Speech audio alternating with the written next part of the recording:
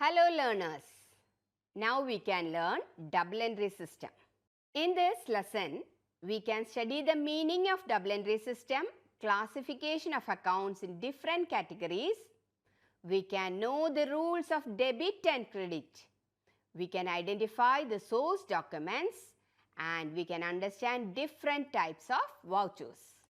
We have studied that transactions are recorded systematically. What is that system? That system which is accepted universally can be called as the double entry system. And it is a system of recording transactions having two fundamental aspects in the same set of books. One is the receiving benefit and another is the giving benefit.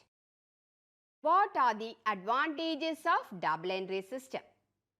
It helps to prepare trading and profit and loss account. It helps to find out the gross profit and net profit.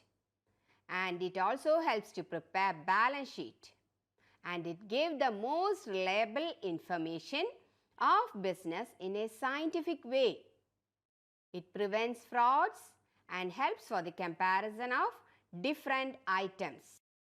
Advantages of double entry system includes preparation of trading and profit and loss account, finding out the gross profit and net profit.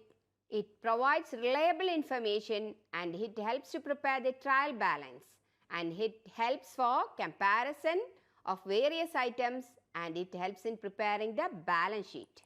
Double entry system is very costly and in this system too many books are to be maintained. Even if we are recording in a systematic manner, there is no guarantee for accuracy of the result. In this system, we have to maintain different accounts. What is an account? An account is a record of financial inflows and outflows in relation to the respective asset or liability or capital, income or expense. It is a record of all business transactions relating to a particular personal item. In accounting, we keep a separate record of each individual asset, liabilities, expense or income. The place where such a record is maintained is an account. We have traditional system of accounting and modern system of accounting. Under traditional classification, accounts are divided into three: real account, personal account and nominal account. Real account deals with assets or properties. Here I have given building account, furniture account. Under real account, I have given building account and furniture account. Personal account deals with persons. So I have given the name of two persons, Ramesh and Mahesh. Nominal account deals with expenses or incomes. Wages and salary being an expense is included here. Personal account. Accounts in the name of individuals or group of individuals are known as personal account. Example, Ramesh, Mahesh, Messrs MK Computers, etc. Here there is a rule: debit the receiver and credit the giver. In the case of personal account, you have to follow this rule. That is, debit the receiver and credit the giver. Nominal account. Accounts of expenses or incomes are recorded in the nominal account. Wages paid, commission received, etc. Wages paid being an expense, commission received being an income is included in that nominal account. What is the rule for nominal account? Debit expenses and losses, credit gains and income. That is the rule for nominal account. Next comes the real account. Accounts of assets are called real account. Building account, furniture account, etc. can be included under real account. Rule for real account. Debit what comes in, credit what goes out. Under modern classification, accounts are divided as asset account, capital account, income account, liabilities account, expenses account. Income means immediate inflow within an accounting year. Expenses means immediate outflow within an accounting year. Capital, amount invested by the owner inside the business. Asset, things having certain value can be called as asset. Liabilities, obligations of the business can be considered as the liabilities. All accounts are in the T form. The T format has a left side and a right side for recording increases and decreases in the item of every transaction. Here T form will have an account title as well as there will be a date column, particulars column, journal folio column and amount column on the left side and on the right side. Modern classification of accounts include asset, liabilities, capital, expenses and revenues. Rule of asset. Increase in asset is debited and decrease in asset is credited. That is the new rule or modern rule. Capital, rule for recording the capital. Increase in capital is credited and decrease in capital is debited. Revenue. Increase in revenue is credited and decrease in revenue is debited. By looking into the graph, you can identify it clearly. Increase in liabilities is credited and decrease in liabilities is debited. This is the rule for liability. Rule for expense. Increase in expenses is debited and decrease in expenses is credited. Now we can move to different transactions. Purchase furniture for rupees 80,000. Which are the two aspects you have to identify? Furniture is coming inside the business. It is an asset. So you have to consider that as one account, furniture account. And what is going when furniture is purchased? Cash is going. So two affected accounts are cash account and furniture account. Cash is decreasing in this transaction. Cash can be included under asset. What is the rule for asset? Asset if decreases is credited. So cash account is credited. Furniture is also an asset. Here in this transaction, furniture as an asset is increasing. So it is debited. If you are recording this transaction, it will be in this form. Furniture is debited with rupees 80,000 and cash is credited with rupees 80,000. Furniture account debit to cash. Another transaction, purchased machinery for rupees 60,000 on credit from MB Machinery Mart. This is a credit transaction because they have mentioned the name of the party and they have given in the transaction that it is purchased on credit. So the affected accounts are machinery and MB Machinery Mart. Machinery being an asset is coming inside the business. So asset is increasing. Rule for asset account, when asset is increasing, it is debited. So machinery account is debited. Machinery is purchased from whom? It is purchased from MB Machinery Mart. So that is the creditor. When the liability increases, it is credited. That is the rule for liability. So MB Machinery Mart is credited. When you are writing in the form of accounts, you can write in this way, that is machinery account is debited and MB Machinery Mart is credited. Amount rupees 60,000. Another transaction, cash of rupees 50,000 introduced in business as capital by Suman Sharma. Here, capital is introduced by the owner. So, which are the two affected accounts? Cash is an account and capital is an account. Cash is increased in the business. Cash can be included under asset account. When asset increases, it is debited. So, cash is increasing in the business. So, cash account is debited. Capital being a liability, If it is increasing, it is credited. Here, capital is increasing. So, capital is credited. If you are writing this transaction, then you can write as cash account is debited with rupees 50,000 and capital is credited with rupees 50,000. Another transaction, paid rupees 6,000 to the employee as salary. Here you have to consider this is an expense. So, which is that expense? Salary is an expense. So, that is an account that is affecting this transaction. Paid salary means what is going from the business? Cash is going from the business. Cash can be included under asset.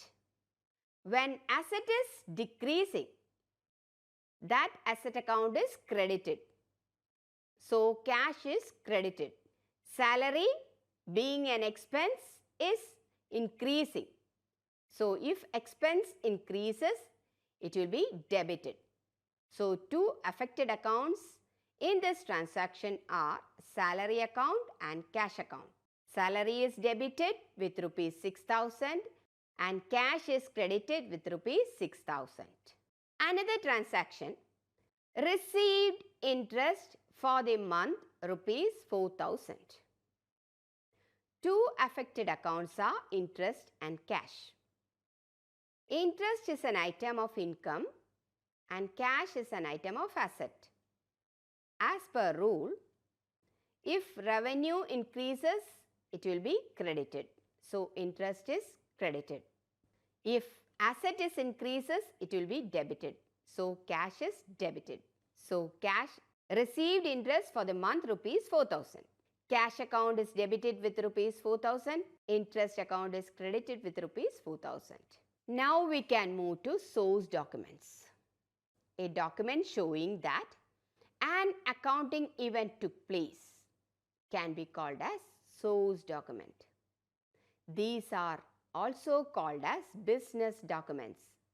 Example, invoices, material requisition forms, bank statements, cash memos, receipts, etc. are source documents. Source documents are the primary evidence in support of the concerned business transactions and they are known as vouchers. Vouchers can be divided into two categories, supporting vouchers and accounting vouchers. The vouchers which support the business transactions are called supporting vouchers. Examples are rent receipt, cash, memo, invoice, etc. Accounting vouchers are written documents containing the analysis of business transactions for accounting purpose and for recording purpose. Accounting vouchers are prepared by the accountants on the basis of the supporting vouchers. Accounting vouchers are signed by another authorized person. Features of accounting vouchers. It is a written document based on the entries in the books of accounts and it is prepared on the basis of evidence of the transactions. Accounting vouchers contain analyzed information of a transaction so that the concerned accounts could be debited and credited. It is prepared by the accountant and countersigned by the authorized signatory. Here we have different types of accounting vouchers. Mainly we can classify accounting vouchers as cash voucher and non-cash voucher. Cash voucher includes debit voucher and credit voucher. Non-cash voucher can be called as transfer voucher. Debit vouchers are prepared for recording transactions involving cash payments only. Which are the cash payments? Payment to creditors, purchase of goods, purchase of assets, repayment of loans, depositing cash into bank, drawings and advances, expenses, etc. are cash payments. Here is a format of debit voucher. In debit voucher, we have to write the name of the organization, voucher number, date, name of the account to be debited or title of the account to be debited, amount. The person who is preparing the voucher should put his signature in the debit voucher. Signature of the authorized person is also needed in this voucher. Here is a question for preparing debit voucher. Following transactions took place in Messrs. Tarun Retailers. Prepare debit voucher. In 2014 January 1st, they bought materials for cash, void cash memo number 20, amount is 17,200. On January 5, 2014, they paid wages for the month of December 2013, void wage sheet number 35, rupees 5,000. How we can prepare the debit voucher for these two transactions? You have to write the name of the organization first, that is Messrs. Tarun Retailers. Then voucher number. Then date of the transaction. Write the title of the account to be debited. Purchased material, that is a transaction. So, purchases account is debited. So, debit purchases account. And then you have to write the amount in the amount column. Person who is preparing this debit voucher should sign. Next transaction, wages paid. Here also name of the organization is written in the debit voucher, voucher number, date, and the title of the account to be debited here is wages account. So, we have written here debit wages account. With a detailed description of that transaction, narration is also written here. Amount is written in the amount column. Person who is preparing this debit voucher has signed here, that is manager. It is countersigned by the accountant. Next is credit voucher. These vouchers are prepared for recording transactions involving cash receipts. In which cases cash receipts can be considered? Cash sale of goods, cash receipts from debtors, cash sale of assets, cash withdrawn from bank for office use, etc. In these cases, you can consider it as a cash receipt. Here is a question for preparing credit voucher. Prepare credit voucher from the source vouchers of Messrs. MK Computers, Paschim Vihar, Delhi. Full address is given. Based on the following transactions of 2014. May 5th, sold hard disk for cash. Void cash memo number 10. Amount rupees 72,000. May 16th, sold old computer monitor for cash. Void cash memo number 34. Amount rupees 13,000. How we can prepare credit voucher? Name of the organization is MK Computers, Paschim Vihar, Delhi. We have written the voucher number and the date. Then write the title of the account to be credited. So, we have written here credit sales account. They have sold hard disks. So, it is a sales. So, I have written here credit sales account. Then a brief narration of the transaction. Explanation of the transaction being the amount of cash sales, void cash memo number 10. Amount is written in the amount column. It is signed by the person who is preparing the document. It is countersigned by the accountant. Another transaction which occurred on 16th May, old computer monitors were sold. So, here also if you want to prepare a credit voucher means you have to write the name of the organization. Then voucher number 2, date. After that, write the title of the account to be credited. Here I have written credit old computer monitors account. Then description of the transaction being old computer monitors sold for cash, Void cash memo number 10. Amount is 13,000. It is signed by the person who had made this credit voucher, that is the manager. It is countersigned by the accountant. Next is the non-cash voucher. It refers to the vouchers prepared for transactions not involving cash. It is also called as transfer vouchers. It records non-cash transactions of the business. Which are the non-cash transactions? If there is a credit sales, you can have non-cash transaction. Credit purchases, depreciation of asset, return of goods purchased on credit, bad debt, etc. These are the non-cash transactions. Here is a format of transfer voucher. Here also name of the organization, voucher number, date, title of the account to be debited and title of the account to be credited is written here, and amount in the respective columns. Signed by the person who is making the voucher and countersigned by the authorized person.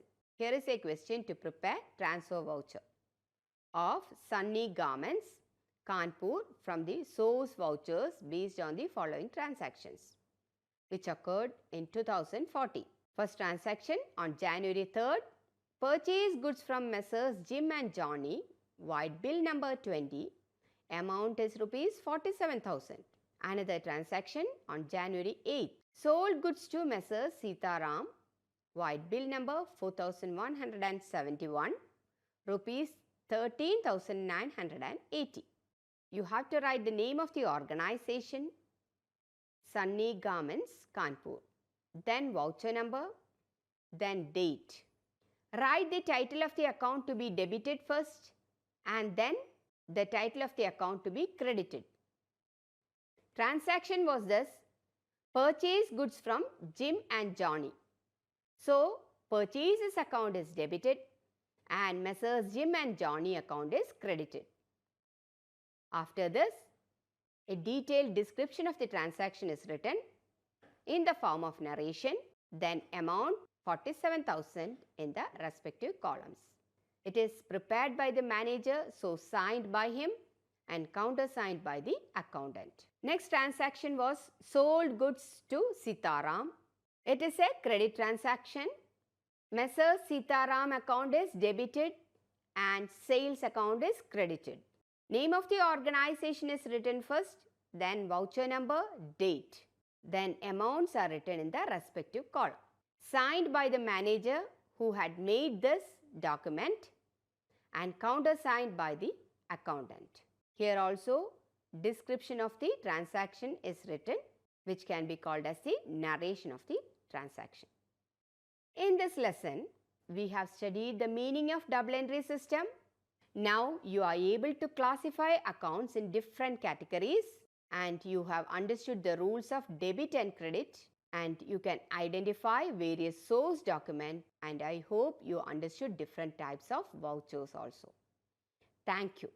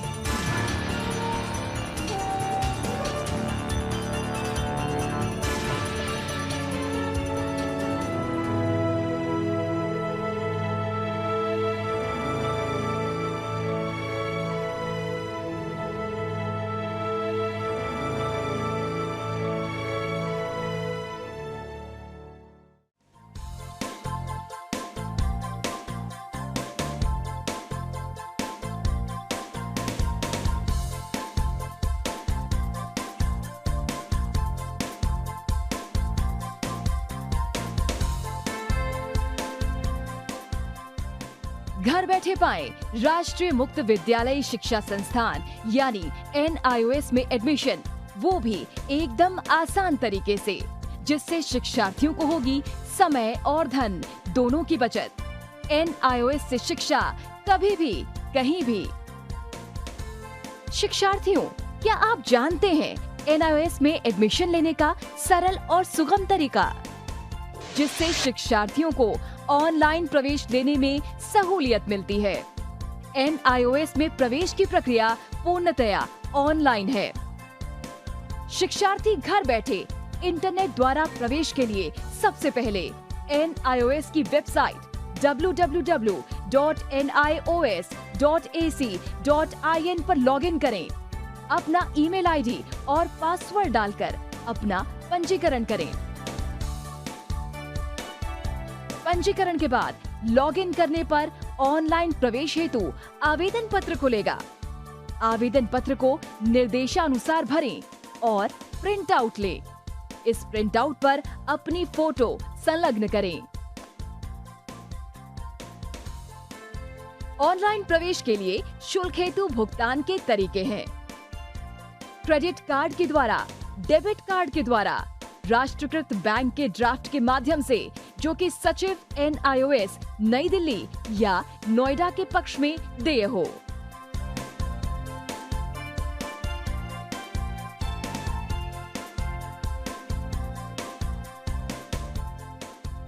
भरे हुए आवेदन पत्र के साथ साथ demand draft और संलग्न किए जाने वाले दस्तावेज हैं जन्म रजिस्ट्रार के जिला कार्यालय से जारी जन्म प्रमाण पत्र की सत्यापित प्रति, जिसमें जन्म तिथि अंकित हो, पिछले विद्यालय से प्राप्त विद्यालय छोड़ने का प्रमाण पत्र जिसमें आवेदक की जन्म तिथि लिखी हो। प्रवेश फॉर्म का प्रिंट आउट NIOS के संबद्ध क्षेत्रीय केंद्रों पर 10 दिनों में पहुंच जाना चाहिए, अन्यथा उचित दस्तावेज ना लगे होने पर आवेदन फॉर्म रद्द किया जा सकता है। प्रवेश प्रक्रिया की पुष्टि होने के बाद शिक्षार्थियों को परिचय पत्र व अध्ययन सामग्री डाक द्वारा तुरंत पहुंचाई जाती है। ऑनलाइन प्रवेश एक बहुत ही सुगम और सुविधाजनक प्रवेश प्रणाली है। Online on time for safe and secure admission.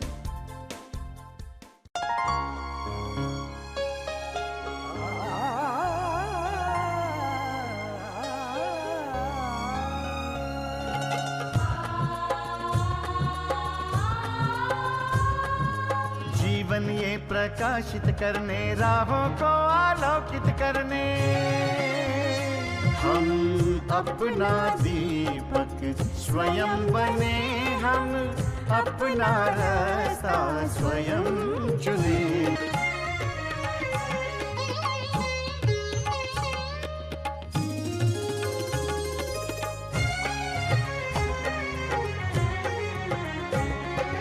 धन साधन समय की सीमा से विद्यालय जो मुक्त हो, धन साधन समय की सीमा से